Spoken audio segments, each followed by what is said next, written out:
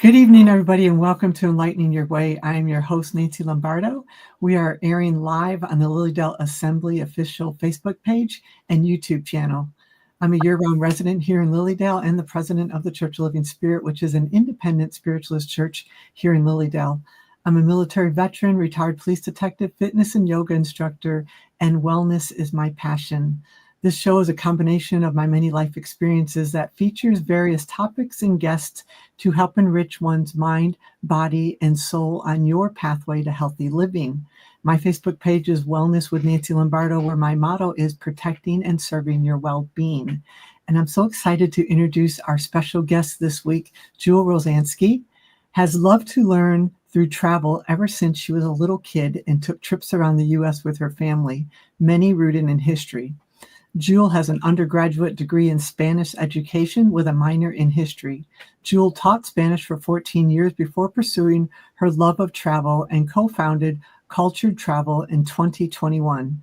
Jewel discovered spiritualism in 2008. Jewel is an ordained spiritualist minister and vice president of the Church of Living Spirit here in Lilydale since 2014. Welcome, Jewel. Hi, welcome. So thank you so much for having me. I'm glad we got it all worked out. Yeah, technology's on our side for now, so that's a good thing. Yeah, it's really, really good. So I have lots of questions lined up, and there's probably many people that don't know who you are, but my first question, I'd like to know, you said that you discovered spiritualism in 2008. How did you come to discover it in 2008? Yeah, so I lived in Warren, Pennsylvania most of my adult life, and a friend of mine had told me about Lilydale. I didn't really know anything about it. I had frequented the Chautauqua region for my entire life, not just my adult life, my entire life. So I'd driven past the signs and things like that, and we had a death in the family, and so I just ended up going up there with this friend. Didn't have a reading or anything, but I definitely will never forget going to the stump for the first time. Didn't get a message either.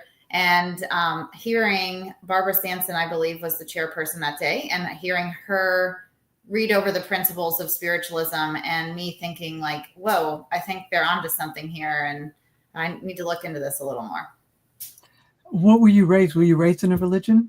I was raised Christian, I would say. We went to a church called the Church of God, but by the time I was about 12, it honestly, like, I had too many questions and not enough answers, and just wasn't feeling that was the fit for me. So did you go to a church service to understand what it was, or? Yeah, we went to church like up until probably about that age. And then we didn't really go so much after that. I was never forced to go or anything as a teenager, but was raised, went to Bible school, had that basic knowledge of Christianity that I think culturally most Americans probably do have. Yeah, totally. So did you end up going to a spiritualist church here in Lilydale? Not in 2008. So I did look into Lilydale a little more. I looked into spiritualism after my first experience there. And I thought, okay, wow, this really sounds like the beliefs I've held inside of me for so long. And then cue another sudden death in 2010. And it drew me into having some mediumistic experiences myself. I had one in 2008, and then I had several more after that. And so tell us a little bit about that. Yeah, sure. So in 2008, that was the first time I had actually, and only time I can say I have heard a voice outside of myself. Usually when I've done any mediumship since, it's always an inner knowing, or I'll pick up something or get something intuitively. But this time I actually heard the voice of the person who had passed. So it shot me straight up in bed. I followed the directions I was given. And then I'm like, okay, maybe I'm just really distraught. I kind of brushed it off, honestly. That was my first real experience like that. I went to Lilydale. It all kind of made sense, but I still was thinking, well, maybe I was just upset. Maybe I somehow created that. And didn't go back to Lilydale, but had it kind of in my mind that, you know, it was something that resonated with me. But then in 2010, when we had another sudden death in the family, I started getting more things coming to me. And so I ended up confiding in a friend who was a fellow teacher in Warren with me. And she told me to contact Lynn Wiltsey, who at the time happened to be the president of the Lilydale Assembly. So in a registered medium, yes? Yeah, in a registered medium. And she had also been a teacher for 30 plus years at the school where I taught at. She had been retired several years before I got there. So I met her. She told me she was going to be teaching some classes at the church. And she told me I needed to go. So I did. And I met Emmy Chetkin, obviously, founder of our church. And that was in 2010, going into maybe the spring of 2011.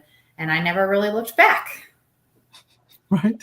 Yeah. I tell that exact same story, walking into the church the very first time, reading the principles. And it's like, I can wrap my brain around this. But I also remember walking in and seeing you, because, you know, you were a young face and vibrant and energetic. And, you know, most of the Catholic churches that I grew up in, you know, they have the old priests, and I know they have young ones, but you just had a youngness and a youthfulness that was so refreshing to me when I walked in. And you were so vivacious, and I was really drawn to you. And I was like, this is cool. You know, she's up here running this church. And I was just so excited about that. And as you know, I joined the church that same day, and you're a big reason for that, just a big reason for that. I just found it very interesting that, and I think a lot of people were attracted to you also because of your age. I always call you an old soul because you're so wise in your words and in your feelings. And I don't know if it's because of your experiences you've had in life. Do you think? Yeah, I think so.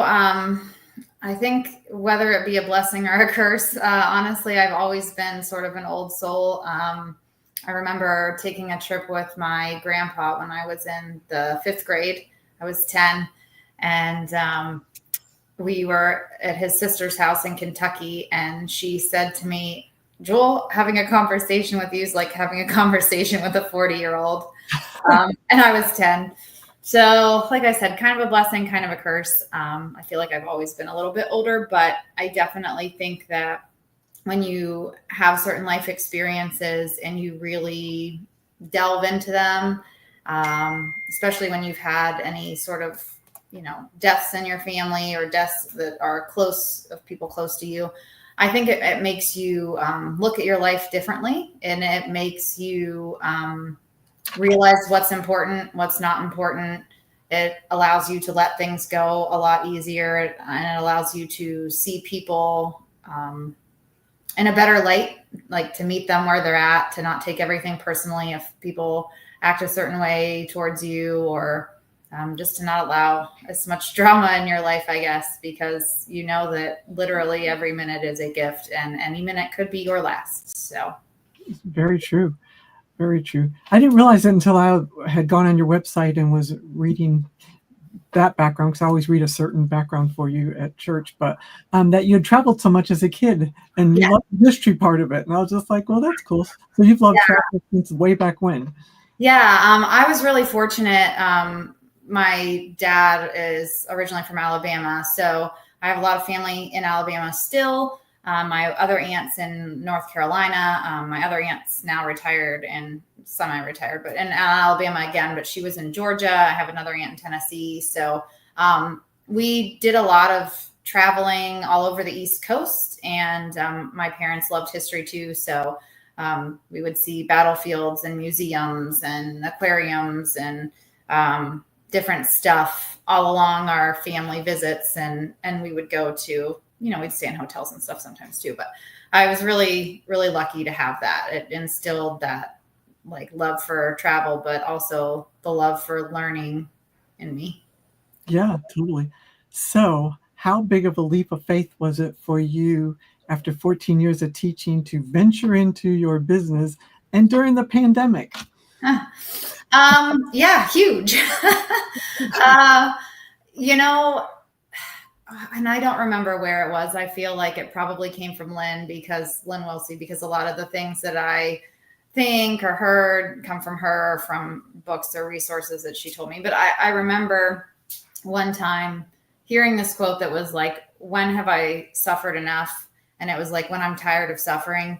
And now obviously, like, my teaching career wasn't suffering in the real degree. Like, I don't want to belittle legitimate suffering, but I was sick and tired of it. I did not like the administration overall of our district. And it was just getting very frustrating going to work every day and feeling like you were pounding your head against a wall. I loved planning field trips for the kids. I knew that I always had. And so when I was approached by my now business partner to do this, after I had already been soul searching and looking online and stuff, like, what else can I do? I speak Spanish. What else, what can I do in the Warren or Chautauqua County areas? And somehow this just fell on my lap. I knew that I had to trust that God was calling me for something else. And, you can have all the security in the world, but if you're not happy and you feel stifled in your talents and your passions, then, like, what's it worth, I guess, So when you get sick and tired of being sick and tired. Yeah. So I know I've heard you talk before that you believe that you manifested a lot of this and a lot of what took. How do you? Because I know many people are interested in manifesting. Can you talk on that? Yeah, so I really believe when it comes to manifestation that it's basically just having your energy open up and being open to allowing what's best for you to flow to you and through you. And so I get very frustrated when I hear people saying things like, I'll never be able to do that, or this will never happen to me, or I can't do that, or it's impossible, or anything like that. I call that negative self-talk, and I just don't believe in negative self-talk. So whenever there's something I want to do, or I believe there's something better out there for me, I advise praying about it, meditating about it, and just not putting those negative thoughts about yourself or those limiting beliefs into the world. Just don't do it. Like, you have to truly believe that you are capable of great things and of anything. And why not? Like, why would you not be?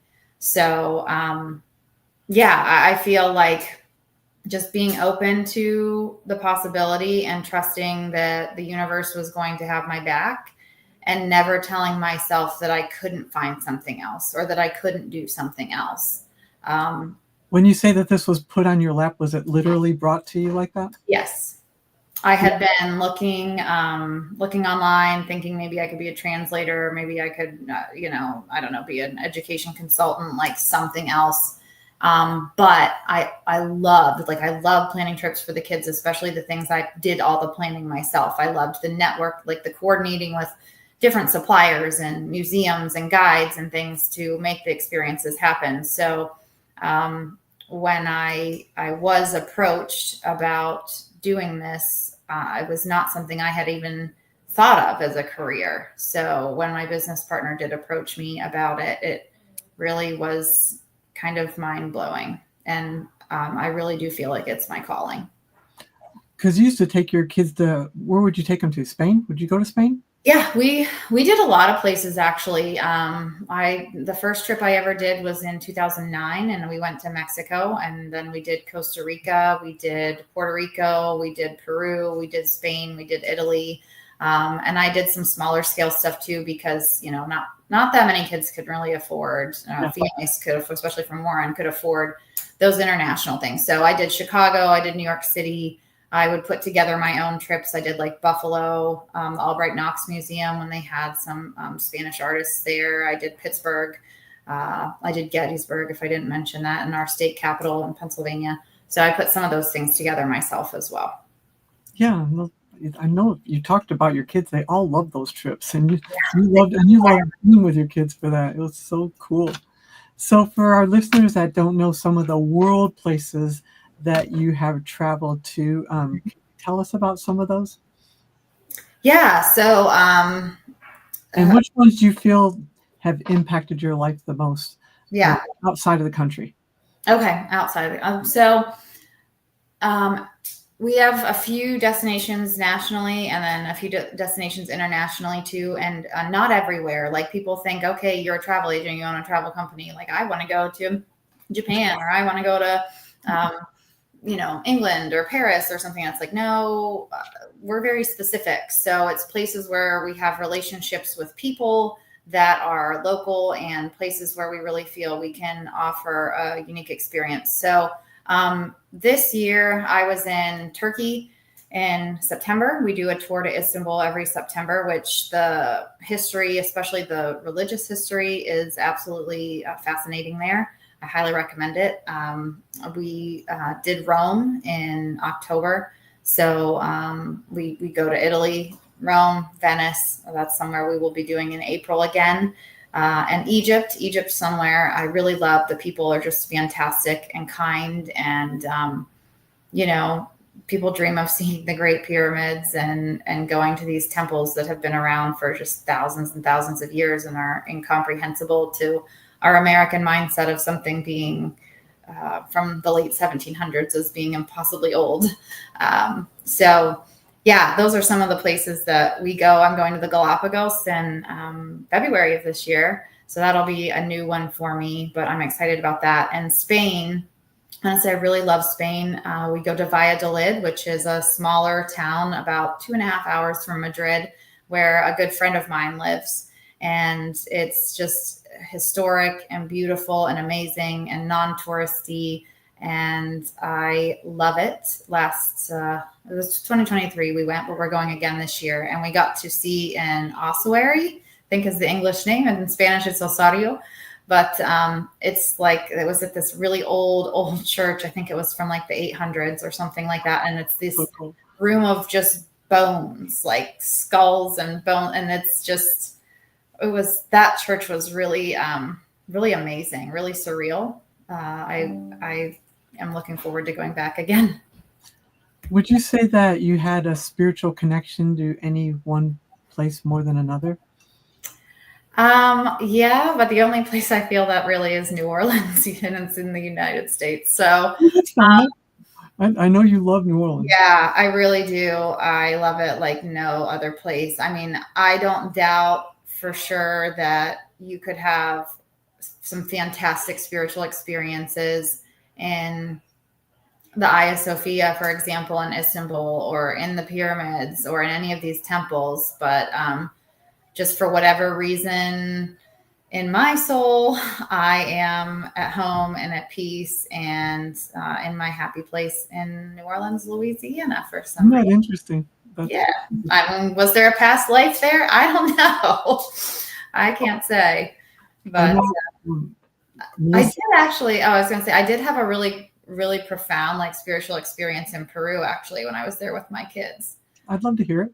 Yeah. So, oh gosh, I don't know how many of us there were, but we stayed with host families just for a couple of days and helped build sidewalks along this shoreline in Lake Titicaca in this small village. And it was the summer solstice. And they invited us, any of us who wanted to climb up to the top of this mountain and join them in their summer solstice ceremony. So it's like, we're all kind of tired and we've been hauling concrete bags and stuff, but it's like, oh, well, let's go and let's do it. So we decided to go, and there were not that many of us. I would say, I don't know, half the group, maybe even a third of the group actually decided to, we were going to do this and trek the whole way up this side of this mountain. But it was really incredible. We did this thing where we would they gave us each a little glass of wine, and we had to slosh it alongside of the fire and think of things we wanted to get rid of and act as if we were throwing those things away.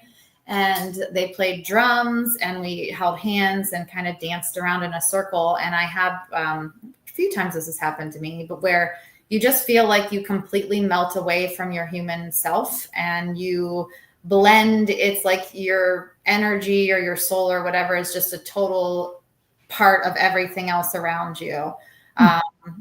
I don't know however else to explain it, but I just had tears just coming down my face. I wasn't crying actively or thinking of anything.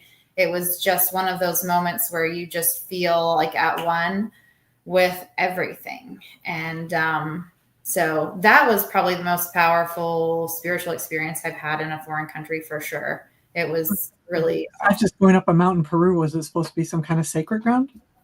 I would imagine it was. I mean, it was their summer solstice ceremony, but they didn't say that it was a particular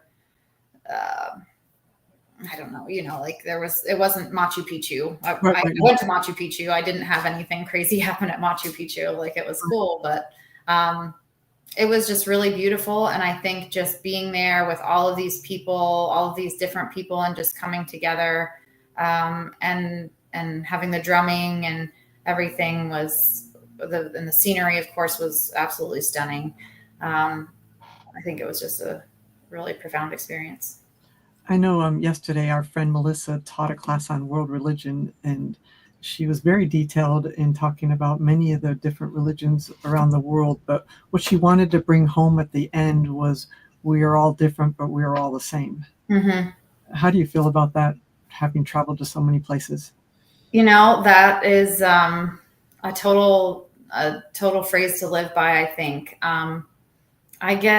I don't know if I'd say frustrated or annoyed, because I try not to let things penetrate my psyche too much, but I get very frustrated on all the division I see a lot, and the us versus them mentality, because I really make a conscious effort to look at what unites us all as human beings on this planet, instead of the us versus them and the tribalism that I think is natural in humans. But at the same time, like, let's focus on what makes us a tribe as humans. Like, we all want love. We all want to be treated well. We all want safety and security in some way, a roof over our head, food in our stomachs. Like, there's just a lot that we have that unite us. And I have felt loved every place I have gone. And I hope, and one of the things I hope with my clients and with the people I work with in all of these different countries, is that everybody feels that,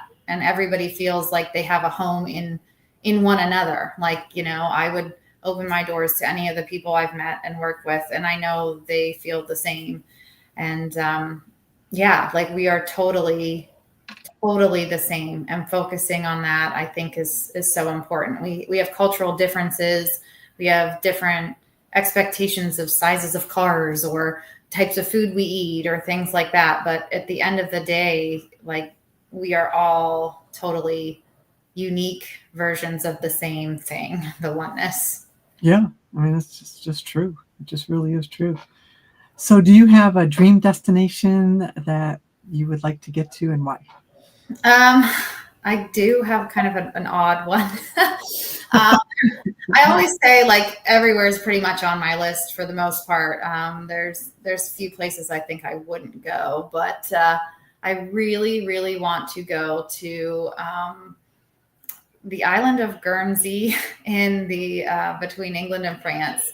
The island of Guernsey. I watched a movie. I even forget the name of it, and it was occupied by the Germans in World War II. It was like the only, I think, British territory or anything to be occupied by the Germans. And I want to see that. And I want to see France as well, like Normandy and the areas where they were really affected by D-Day. That's somewhere I want to go as well. World War II history really fascinates me. The human aspect of it, not like the battles and the dates and things so much. And I would really like to go to any of those, the coastal part of France there and England. What is it you feel about history that really ignites you? I mean, you even got a degree in it, and you've liked it since you were a child. What is it about it? Yeah, I just feel like there's so much to learn from the past, and especially human behavior and resiliency.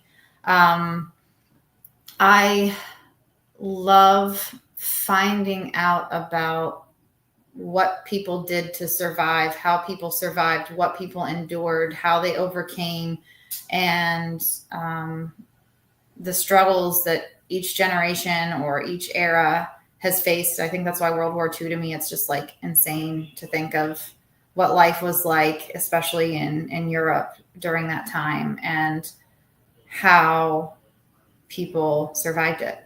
So it might sound strange, but sometimes when I'm digging into history, a lot of the stuff I find most fascinating is kind of depressing. So my husband always, what depressing stuff are you watching now or reading now, and it always just gives me a perspective of being grateful for the moments that I have, like that I don't have to deal with those things, but someone else before me did.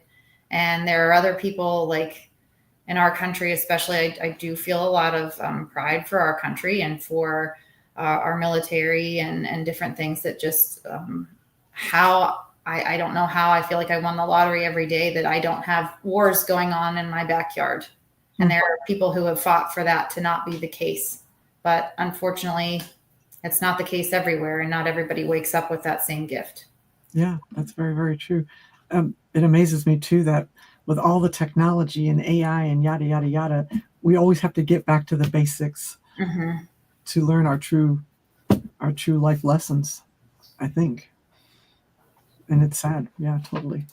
So going back to Lily Dell, who are some of the people that you feel here, because I know you've run across more people than I have, that have had the biggest influence on you and your spiritual life? Oh, yeah. So, I mean, Lynn Wiltsey, hands down, I would say is one of the people who's had the most influence on my life, period, aside from family.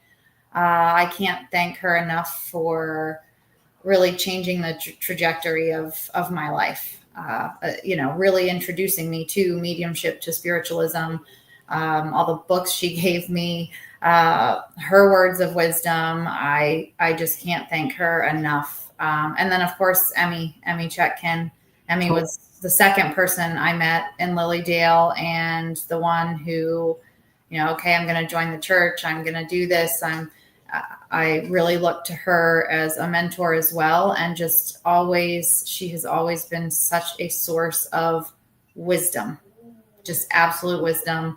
It's like we just want to be a sponging. Yeah. I mean, I could sit down and listen to her, and I need to see her. I really do. But I've always valued all in my ministerial training, and just any time I've been with her and had her share her experiences and just her insight into life and spirit and the world and people, taken away a lot from her.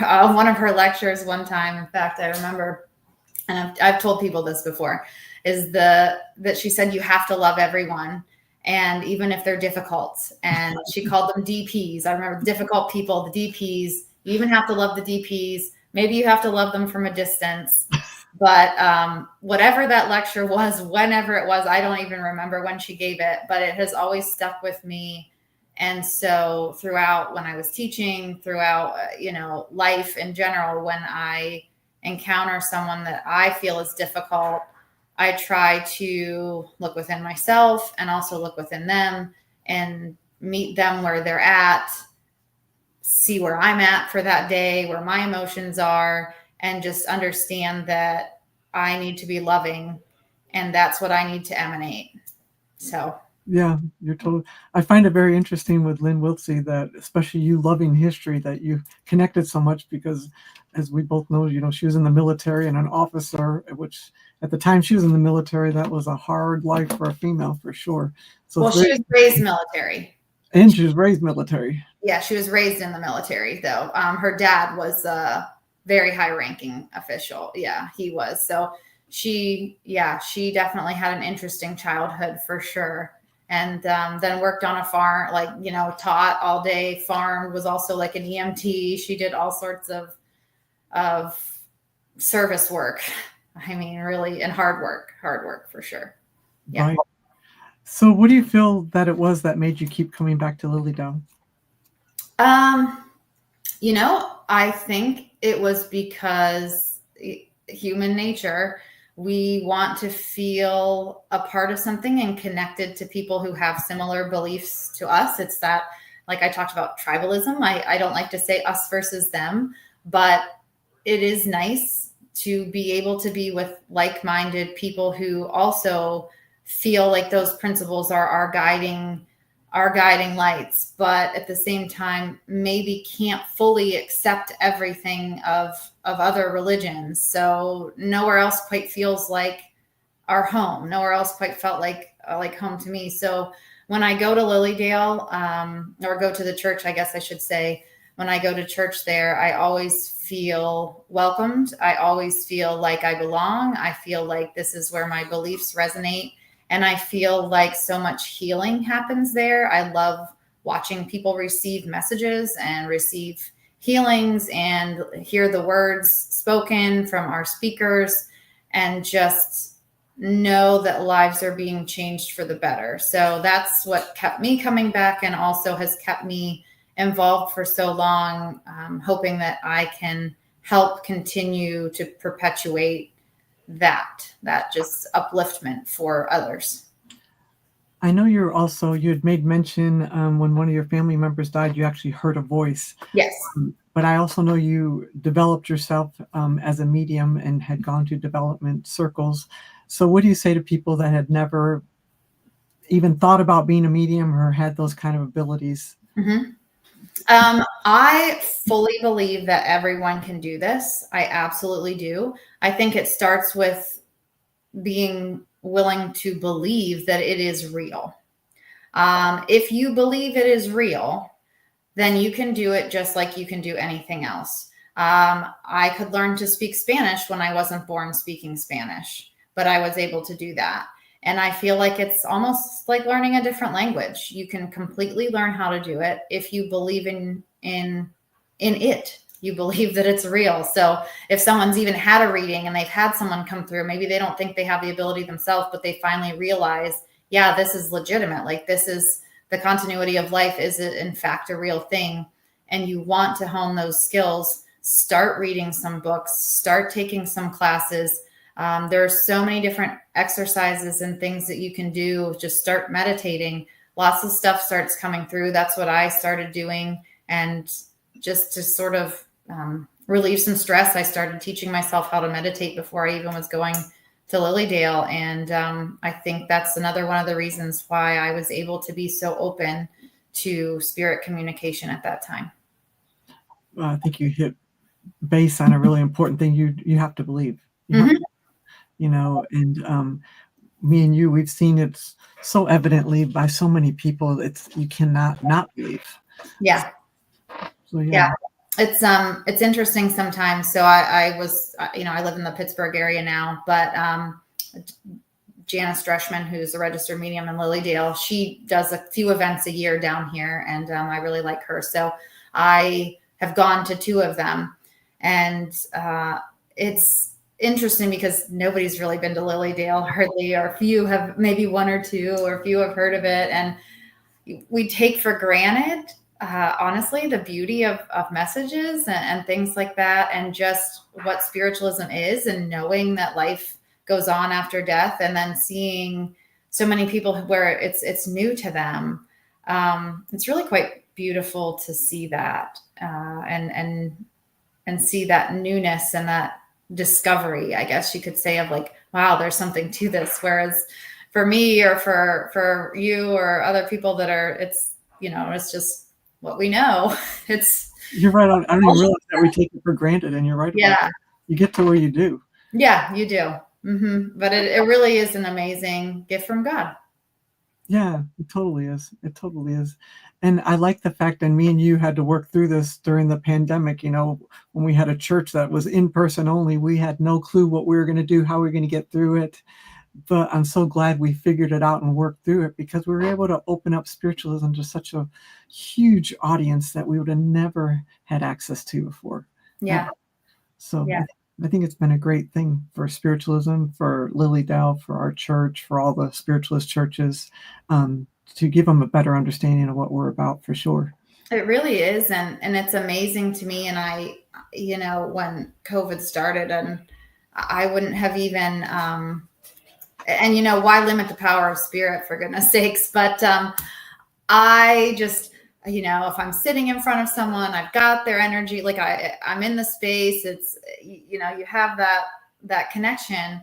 But just to see how messages have worked and how people are doing readings and things on Zoom, I mean, you don't have to be in Lilydale anymore. You don't have to drive up to Lilydale anymore if you live in, 1,000 miles away. You could get a reading with a very qualified and good medium from Zoom. You can get messages from our church services on Zoom. It's like mind blowing, honestly.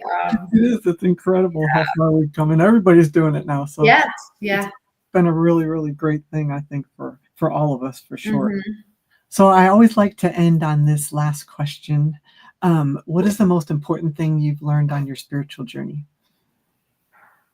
Oh boy. I know it's a good one, isn't it? I might need a second for this. I like that you're thinking about it.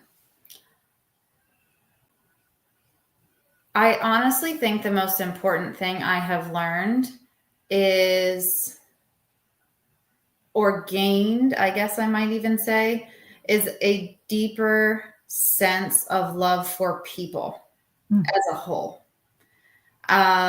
I really feel like the spiritual aspect of oneself recognizes the spiritual aspect of someone else.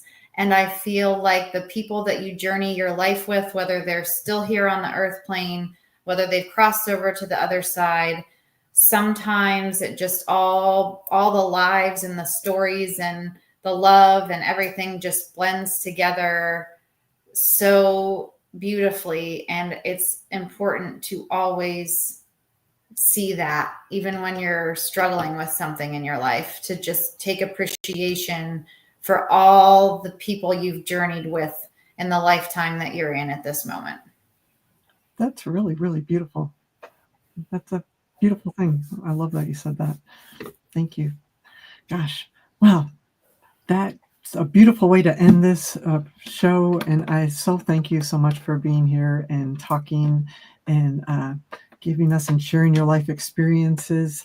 You're a dear friend of mine, and I appreciate you so much and love you. I'd like to thank everybody else for joining us here this evening. I'll be back again in 2 weeks, and please visit this page, the Lilydale Assembly Inc. official Facebook page, often to find out everything that's going on in Lilydale. What's your website, Jewel? My business website is culturedtravel.org. So if you want to find out more about Jewel and where she's going, or if you want to go with her. Yeah, as long as you're nice. Nice and loving, part of it. So visit that. Visit my page, also Wellness with Nancy Lombardo. My Instagram, nancy.k.lombardo.